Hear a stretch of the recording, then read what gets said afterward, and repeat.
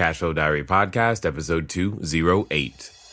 Welcome to yet another exciting episode of the Cashflow Diary Podcast, the podcast that teaches you insider tips, tactics, and strategies for creating leverage streams of cash flow into your life. Learn from top-performing entrepreneurs, business owners, investors, and thought leaders from across the globe as they share their secrets to success. Like what you learn on this and other Cashflow Diary podcast episodes? Go to learninvestingnow.com and sign up to receive powerful tips and information that will help you succeed as an entrepreneur and investor.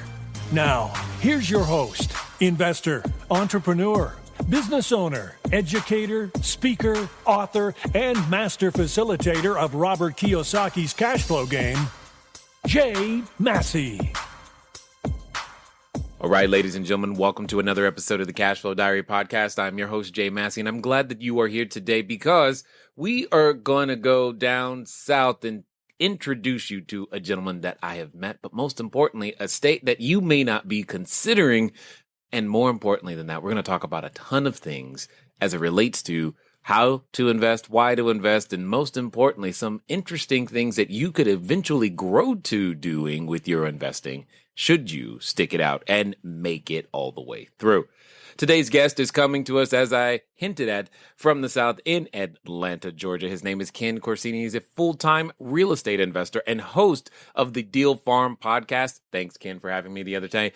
And he also has done over 600 homes in the metro Atlanta area in the last several years. He's a speaker. He's an author. He's out there writing articles and changing his marketplace. And I have a feeling that you and I are going to learn a lot about what we think we already know, cash flow. Welcome, Ken Corsini. Ken, you there? I'm here, Jay. Thanks for having me. How you doing? I'm doing fantastic, man. I'm enjoying some fall weather. I'll tell you what, it's a happy change to the dismal August we had here in Atlanta. Fall. What? Okay. All right. So let's talk about that. What is fall weather in Atlanta? Because every time I think of Atlanta, the only thing I think of is heat and humidity. Yeah. So fall weather is probably what you experience all year long in Southern California. We get it for about 2 months and we enjoy every second of it. Got it. Well, you know, you can move. It's like, it is like that all the time. But that's awesome. Now, Ken, in the times that you've been involved in real estate, what would you say is some of the things that you think someone who's getting started today needs to know? Like what's that number one thing? Well, when you say someone's getting started in real estate, I guess my first question is, what does that look? What does that mean? Does that mean you're investing long term? Does that mean you want to be an active player, in the business of transacting homes? So there's lots of different ways to step into real estate. So in the context of maybe long-term real estate investing, maybe that was your question? Well, sure. That one's fine too, but you actually illustrated the point without answering the question. Is that for me, at least, when I've been working with individuals, one of the most important things is to figure out, what do you want to do? What do you want real estate? What do you want from real estate? And you were already going down that path. And I was curious to see how you would answer that question, honestly, for me, because I was like, does he have that same kind of thought process? Because many of us can want the benefits of real estate investing, and I think many of us do. That's why we're listening, but we're not sure exactly how to go to extract them and what services or tools that we're actually going to play. Does that make sense?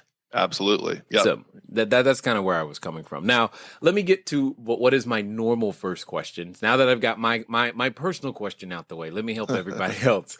I tend to look at but one of the things though is that I tend to look at today's entrepreneurs a lot like yesterday's superheroes. I believe they have a lot in common because entrepreneurs occasionally get dressed up and, sometimes we put on capes and tights and we think we're special and we go around and save people, from their own mess. But also like superheroes, superheroes started at one day, they were just normal individuals, before they actually went out there and made something happen. Before they got bit by the spider, they were just, possibly a reporter. That all of those things in general. So before the 600 deals, before, going to Georgia Tech, before all the podcast and all of these things, what we want to know is, who is Ken Corsini? That's a loaded question. Well, you alluded to the fact, that you and me and a lot of the guys in this real estate space, consider ourselves more than just real estate investors. We consider ourselves entrepreneurs. If not superheroes, but yes. And maybe, at least my kids think I'm a superhero. That might be it. Well, that's the important one. That's for sure. Right, exactly. It's funny. I think I had the entrepreneur gene. From the get-go. I literally was in grade school selling the potato chips out of my lunchbox, or going to Sam's and buying candy and selling it out of my locker. Yes. It's like it was inherent in me to buy low and sell high, and try to make a buck wherever I could. So, at my core, I sort of feel like an entrepreneur. At least I got, some of that gene. Well, I think it's interesting for those that have listened a while, and because I asked that question of nearly everybody, and that is very consistent. We all started selling something, from newspapers to candy, at school as soon as we possibly could. And I just think it's interesting. I think it's really, really funny. It is. And what's funny is my parents aren't like that at all. But my grandparents were. My grandparents owned apartment buildings and things like that. So I think there is something genetic to it. I think it just happened to skip a generation and land on me. It's funny you mentioned that. I don't know if it's genetic, because there's no one in my family like that. Oh, really? But I happen to be that one, the black sheep, if you will. Kind of funny in that way. So what else got you? Who else is Ken Corsini? Man, that's a loaded question. Well, I guess at the highest level, I'm a husband, I'm a father, I'm a businessman, I'm a Christian. I'm a man of integrity. I try to live by my word. Hopefully, that's a good answer to the question. Yeah, absolutely. So, did you wake up one day and just go, you know what, real estate? That's me. Is that how that started? It's funny because when we were younger, we didn't move a lot, but we always thought about moving a lot. And so my parents spent a lot of weekends walking through construction sites and houses and neighborhoods. We did a lot of that. I think maybe they got some enjoyment out of that. And having done a lot of that as a kid, I just really liked being around real estate. And so even when I came out of college with a degree in risk management, and I went to work for a Fortune 500 company, and I was doing software, risk management software, and really had a great job, I still had a love for real estate and was listening to Carlton Sheets, trying to figure out, okay, real estate is awesome, and I want to get into this, and I want to make money from this, but I don't know how. So I'm going to learn as much as I can. And so I was listening to CDs and watching DVDs and buying some info courses, and just absorbing as much information as I could, trying to figure out, okay, how do I leave my day job at this, this corporate environment and get into real estate full time? And it took me 5 years before I made the leap in my late 20s into doing this full time. And honestly, I've never looked back. That's awesome. And just as a side note, for those who might not be familiar, CDs and DVDs are what we used before MP3s and video downloads. That's right. Yes, it's changed. Yeah. So, here's something that I find that's kind of interesting. You said a degree in risk management? Yep. But yet people say all the time, real estate is risky. I would think someone with that kind of background would go the absolutely opposite way. I think if anything, I learned to identify risk and manage risk, because that's really what risk management is. It's not avoiding risk. It's learning to identify risk and exposures, and then accounting for those and making sure that you've prepared. And so if anything, I feel like that degree and even the experience I had in the workplace has helped me in real estate and making wise decisions. Agreed. And I figured you would have a unique perspective on risk, considering you spent a lot of time in there. So you said you lasted 5 years in the corporate world. Was that a long 5 years or a short 5 years? It was probably neither. It was a good 5 years. So I landed at Marsh & McLennan, which is a very large insurance brokerage. Yeah. And they had specific software, risk management software. And almost all of my clients right out of the gates were Fortune 500 clients.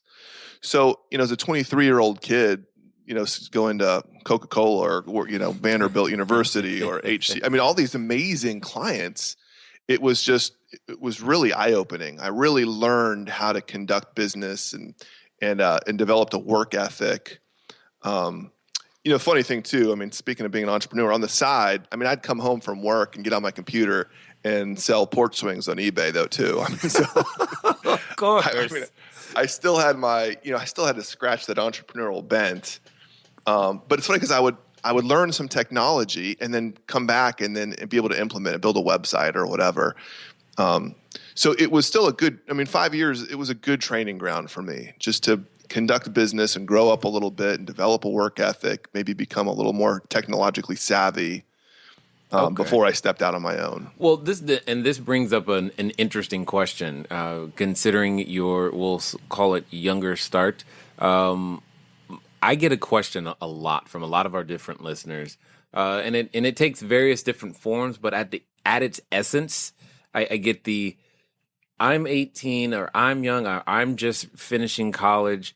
Can real estate work for me, or will people take me seriously? It's some form of, can I do it because I'm not 60? What would you say to that person who says that? Man, I'd say absolutely. I think anybody can do real estate because there are so many strategies and entry points and places to plug in that I don't care who you are or how old you are or how much money you have, that there's a place to plug in. I definitely agree with that one. So tell us about what I like to call, there's a superhero moment.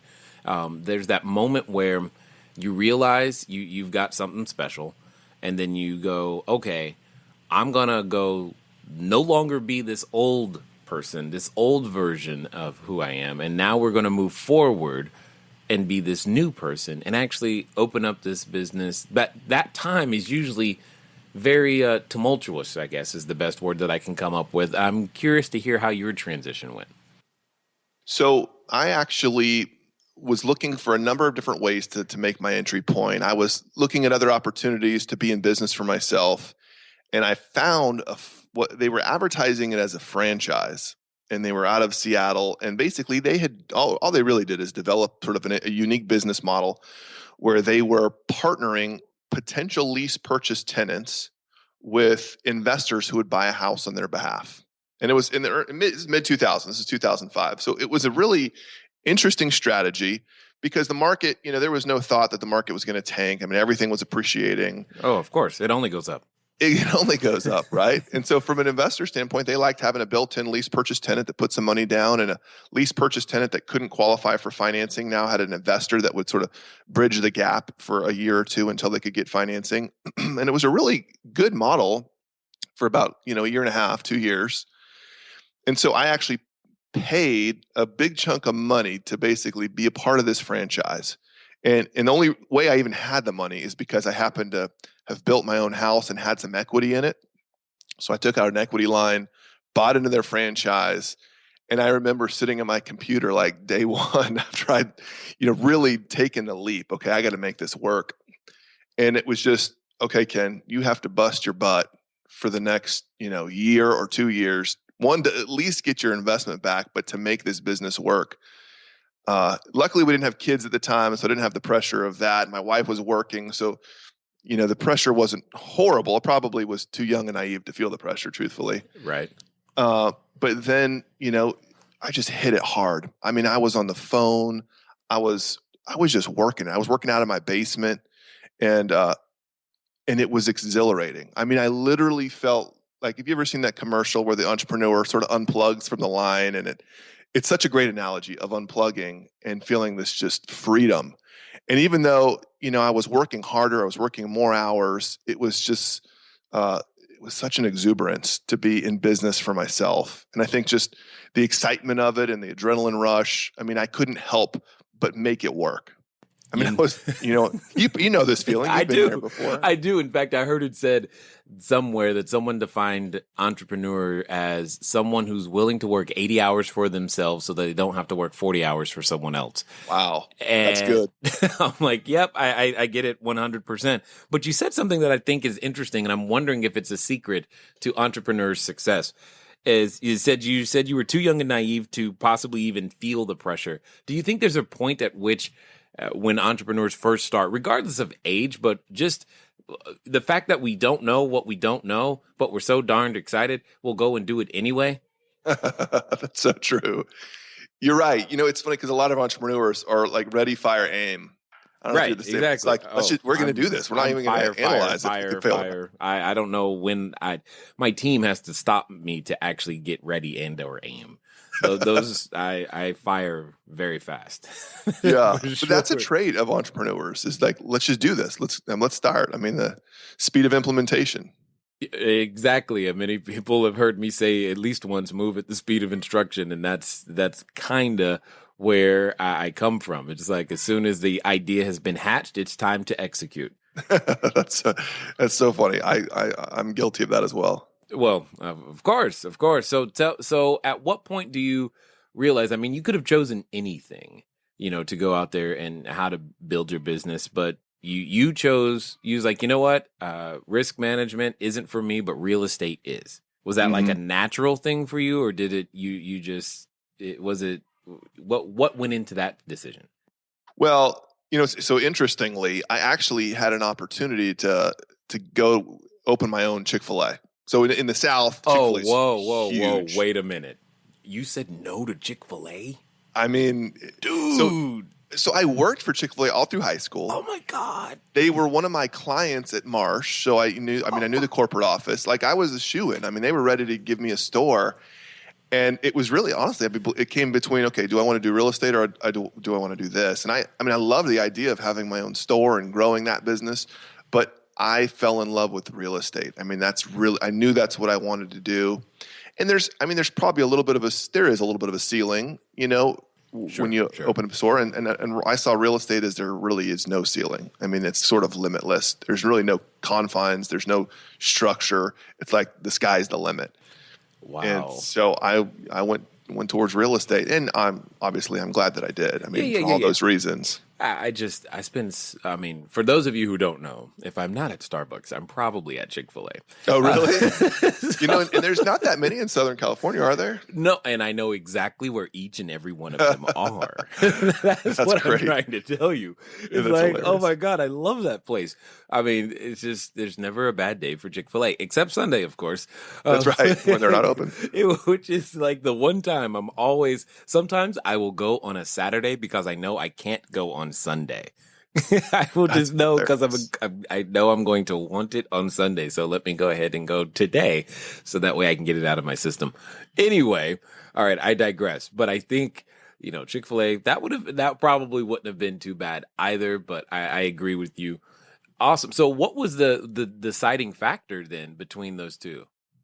It was for all those reasons. Just that I knew it's the sort of the sky's the limit opportunity where you could go in so many different directions. And funny enough, so I had literally bought a course from Carlton Sheets at a garage sale, had never been opened, for like $10. Like the course retailed for, I don't know, maybe $1,000. I bought it for $10. And I wore out those CDs, going back and forth to work, just listening and absorbing it. And it's one of those things, like the more I listened to it, the more I was like, this is what I want to do. This sounds amazing. I love what I'm hearing. And so honestly, Carlton Sheets, believe it or not, is what really helped me fall in love with real estate. Now, granted, his practices are a little outdated. Some of the no money down principles. Right. It didn't matter though. I knew that's what I wanted to do. Well, what I like about that, though, and I hope everybody picked up from that, you didn't listen to it once and go, okay, cool. It wasn't a check mark. I got that. I don't need to listen to it again. It was repetition over time is what it takes. I mean, many times we hear or you see things where, this weekend only will teach you how to be a real estate investor in 30 minutes or less. And by the way, you'll have an internet business to boot. And I just think the expectation of being able to become a real estate investor in that length of time is just false. And yet there are many times we're looking for that quick solution, and you were going down the dedicated solution. But you brought up something else that I think is interesting on this path, on this journey. These are like some of the obstacles in the way for entrepreneurs. Is you said, and it's true with real estate, there are so many entry points. There's so many different directions. To a point, do you think that because there are so many choices, because there's so many ways and so little structure to it, that there are just too many choices for someone to actually figure out how to get started? Eeny, meeny, miny, mo. That's like the name of the game, trying to figure it out in so many different ways. I mean, I know the challenge when you're first getting started in real estate investing, everything looks like an opportunity. And even more so as you go to that next seminar, listen to that next podcast, read that next book. Heaven forbid, should someone bring to you a strategy you had never heard of before, or say something to you like, hey, did you know you could buy a cell phone tower? Suddenly you're like, whoa, what else do I not know? And the answer is a lot, because there's a lot of opportunity out there, to be quite honest. And you're going to continue learning that as we continue speaking here with Ken. I just wanted to step in here really fast and acknowledge the fact that, yes, I know this is not one of our $100,000 per month episodes. We will pick those up here shortly, but I had to bring you the great Ken Corsini, because as I said, I've met Ken before, and I know that the information that he's sharing with you is going to be helpful. And you can see one of the most important things to understand, especially if you are the one wondering, where do I get started? Just get started, because where you start is not necessarily where you will stay. Let's get back to Ken. That's a great point. What they call it, the now a paralysis of analysis. I mean, you think about it so much, and you got so many options that you don't commit to one. And for me, it worked out really well for me because I was able to plug into sort of an existing system. Right. But for somebody that's just sort of potluck trying to figure out what do I do if I want to get into real estate, I could see, absolutely, how somebody would potentially get paralyzed just thinking about all the different ways they could do it. I mean, honestly, even in my business, sometimes I'm presented with so many opportunities to go down this road or go down that road. I have to really, a lot of times, consider, okay, what's going to be the highest and best use of my time if I commit to this or to this. It's important, but at some point you have to pull the trigger. You have to say, okay, I've analyzed these options. Here's the best one. Now I'm going to commit to it. Indeed. There has to be that choice point, and I agree with you. I think one of the interesting things is that oftentimes, especially when we're first starting, we could be chasing the dollar, just looking for any deal, and we're like, oh, here's a short sale, and then, oh, here's a foreclosure. Oh, I can do an auction. Oh, but wait a minute, over here is some vacant land. And going and trying to go in all of those directions, we we don't get anywhere. So, that's right. But I have to ask you the challenging question: how does one choose? How do you choose which one to follow and which one to? Because you are consciously making a decision.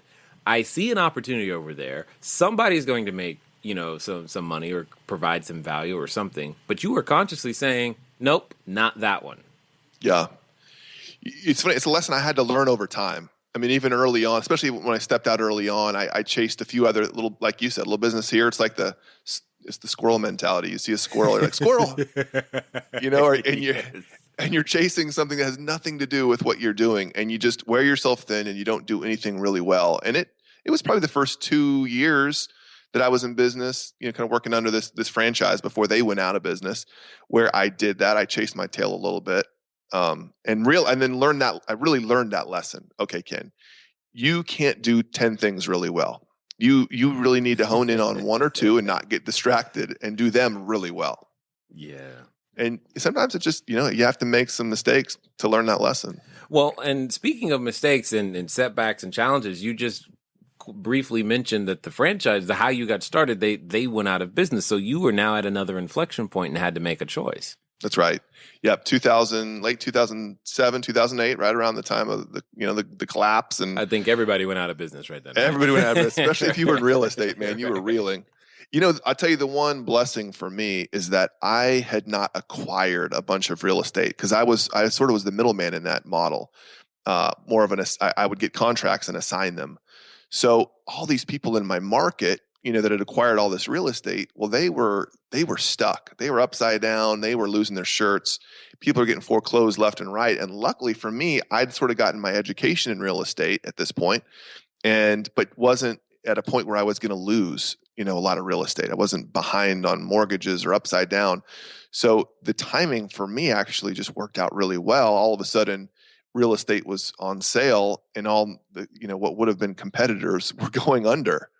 And I sort of had the pick of the litter. And that's really what launched my turnkey business. So in 2008, that's where we said, okay, we know how to sell to investors, and let's figure out how to renovate properties and buy them foreclosed.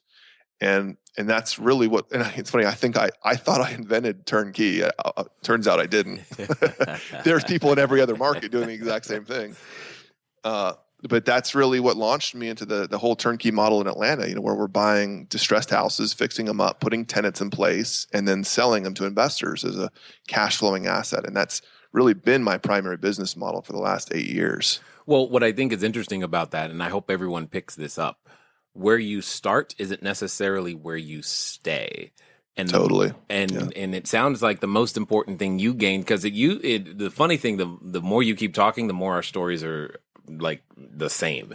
It's because I started out as a wholesaler too, and all I was doing, was a couple hundred houses, and then I'm like, I think I want to keep some of these. Exactly. That was my switch. It was just, I want to keep some of these, but you still used the same skill sets you had before, and you just added new skill sets to it and became something different. So how important has it been for your business to be able to recognize these changes, and more importantly, still find a way to provide value in the ever-changing marketplace? Man, I think that's been the most important component to our success, is figuring out how to adapt to market changes. Because you're in a market that changes. I'm in a market that's changing. It's amazing the cycle we've been through in just 8 years. Right. Every year it's something. Every year there's a big shift or a change, it feels like. And so for us, staying on top of that and watching what's happening and sort of predicting, okay, we need to get good at this because here's where the market's going. I think that's the only reason we're still in business and still successful. Yeah, and we have this whole election thing coming up in the not too distant future. Mm-hmm. That's likely to change yet again. So you said for the past 8 years, you were working under this current business model of turnkey investing, et cetera. Tell us a little bit about that. And is that what you're planning on doing in the future? So that's been our primary business model for the last, 7-8 years. Really in the last year, again, so the market's shifting in Atlanta. The market's really recovered is really what it is. There's just very, very little inventory where, for the first 6-7 years in that business, we could pick our inventory up very easily right off of HUD Home Store or the MLS. Well, a little company called Blackstone and Colony Capital came into Atlanta and literally just changed the marketplace. They bought everything. Everything that we were buying now went to these hedge funds that were willing to pay a lot more. And simultaneously, foreclosures dried up. And so our inventory just went away. So, here you are, you're an investor in Atlanta. You got to figure out how you get your inventory. And so our business model had to change as a result of that. We couldn't just pick off the easy, turnkey houses anymore. And so really in the last year and a half or to 2 years, we've become more of a turnkey, but also wholesale, also retail, also new construction company. We do a little bit of everything. Not to say that we're spread thin, we're chasing a bunch of different things, because really it's one acquisition model for the most part. The thing is, when we acquire a property, we have to look at it through every different lens. Okay, is this property going to make sense from a turnkey perspective? Okay, if not, does it make sense from a retail perspective? Okay, if not, can we wholesale it? So it's the same house. It basically sort of falls through our grid of, okay, where does this house fit into our model? And so where we were doing 100 turnkeys a year, now we're probably going to do 40 to 50 turnkeys and, 40 to 50 wholesale and another 20 retail. It's just a different product mix at the end of the day. Totally understood. And for those of you who didn't catch that, Blackstone is not a little company. You're a very large company. Not at all. Not at all. However, you speak to something that I think, and I know this has been, I hear it all the time, especially out here, how inventory is gone. Oh, the market. And people, we can point fingers. We can go, those people bought up all my inventory, so therefore my business is gone. I hate them, and we start pointing fingers, but yet that's not a decision that you did. You said, okay, well, if that's what I'm being given, let's adjust to that. How has this, I'll call it neuroplasticity, this ability to change, even what you thought you were going to be doing? Because it's not like we want to change every 30 seconds. We just kind of have to and be open to it. How have you maintained your ability to be open to changing your business as the market changes? Well, I think it's just the realization that if you don't change, you're going to become irrelevant and your business goes away. If the houses aren't there to buy, then you just shut your doors. So for us, it was, okay, the houses aren't there that we used to buy. They're not on MLS. We can't get them on HUD Home Store.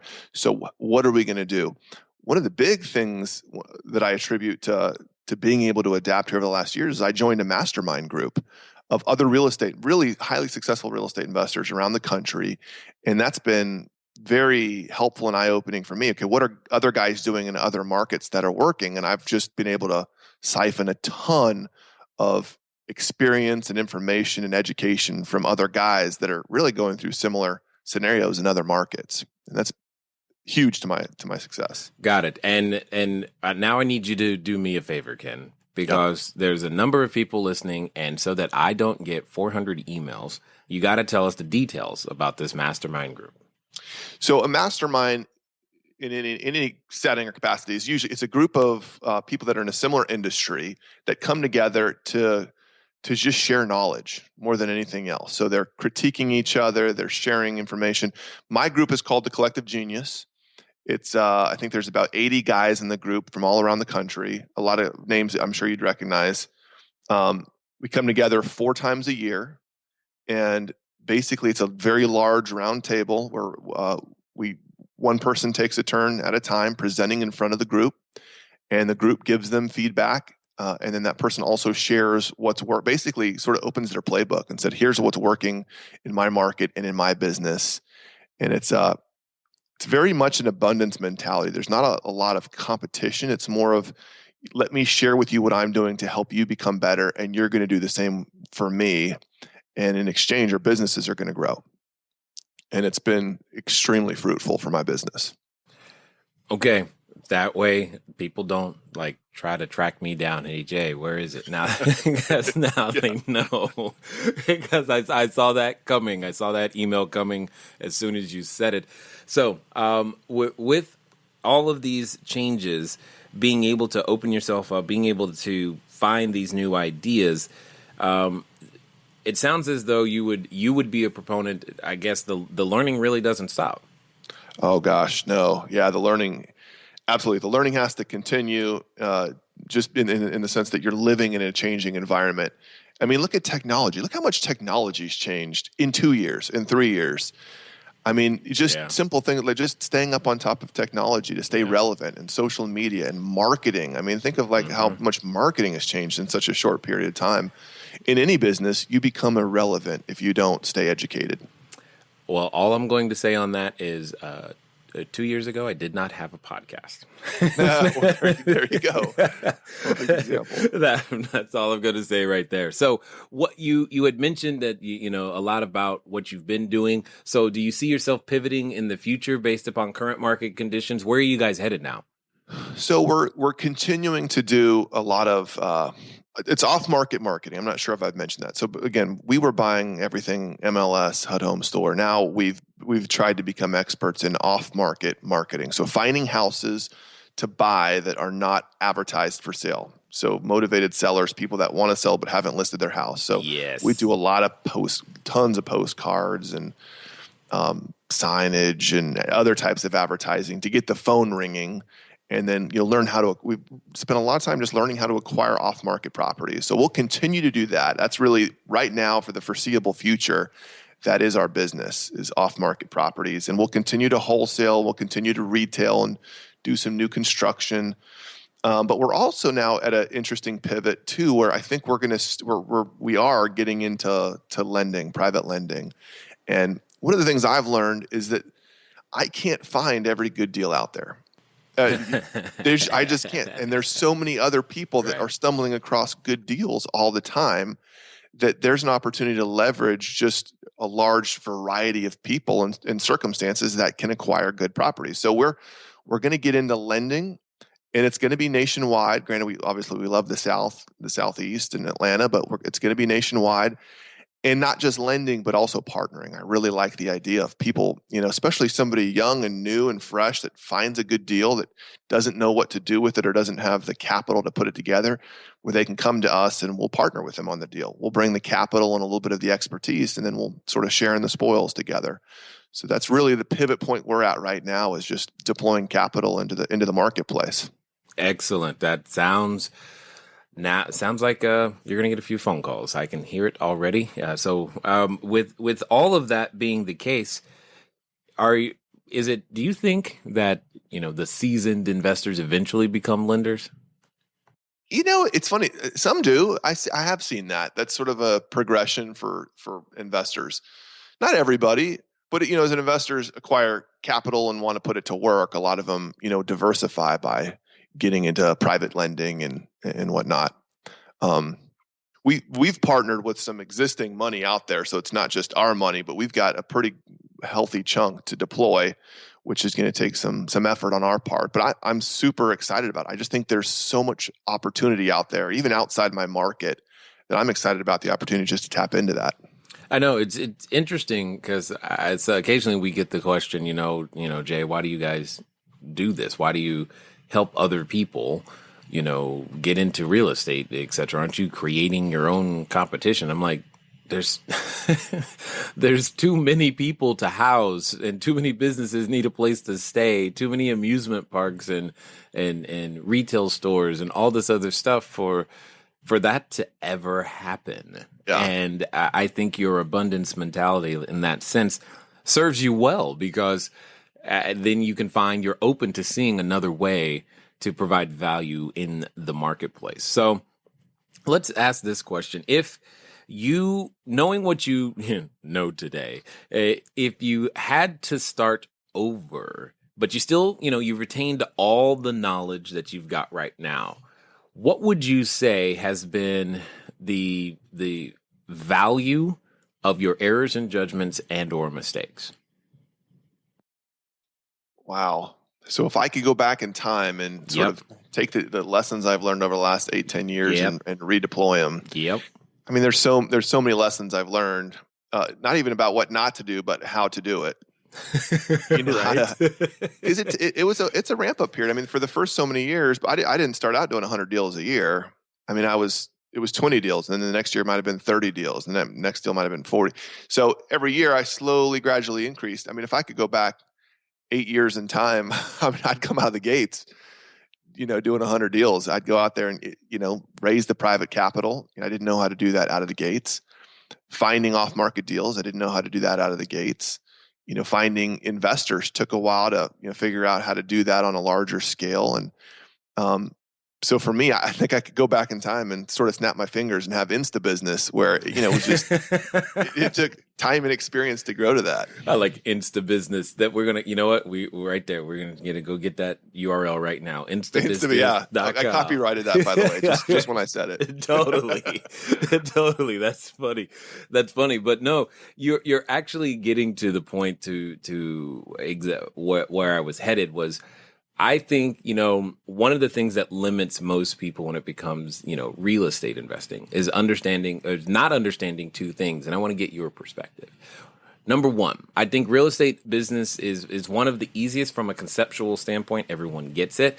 But I think the thing that's in the way for most real estate investors or would-be real estate entrepreneurs is the fact that it is one of the few businesses that requires the most number of relationships to even execute one transaction.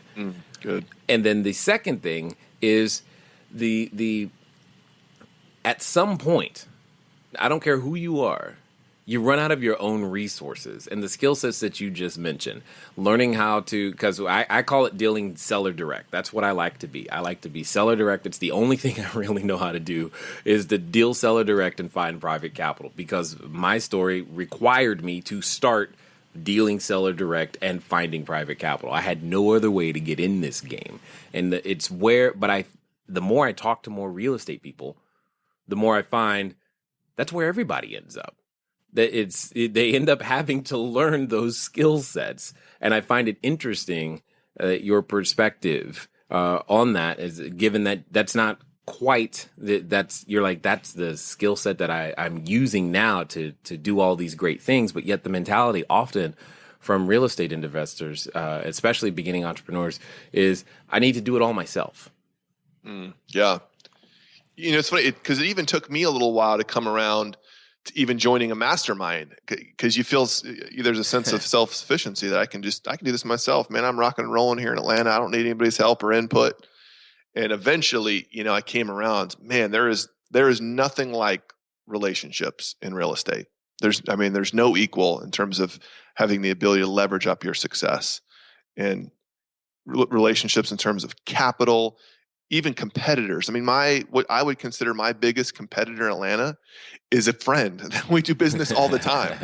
I had to get beyond that. That's only really been in the last year or two that I came to. I didn't want to know anybody else in Atlanta. I just wanted to put my head down and just do real estate. But I've come to learn that those relationships pay off big time. Even if you're competitors, you end up being friends and doing business together, throwing each other deals back and forth. Right. And it really is the way to leverage up your business, is to see everybody that's in your space as a potential business partner. I like that 100%. 100%. So that I know there's a number of people listening right now who probably have reached the point of, okay, how do I track Ken down? I want to take advantage of what he's talking about. And there's probably a few that are even interested in the great state of Georgia. So how can they find out what you're up to? Where can they track you down at? What's their next step? So the easiest place to point people to would be our website, which is dealfarm.net. And so Deal Farm is our podcast. It's actually called The Deal Farm. If you wanted to listen to the podcast, you could see it online at dealfarm.net. But you could also just go to iTunes and punch in Deal Farm. You'll find our podcast there. We're on Facebook. Same thing. You just search for Deal Farm. If you were interested in properties in Atlanta, more specifically, you could go to our website for Georgia Residential Partners, which is gainvesting.com, and check out our properties there as well. Excellent. So as we wind down here, one final question. Now, as I've mentioned before, there are a number of people who are probably considering getting involved in real estate investing. They're probably looking at getting started, but let's pretend for a second that they're standing in front of the superhero outfit store. They're about to pick up their cape. They think, they have their colors of their outfit solidified.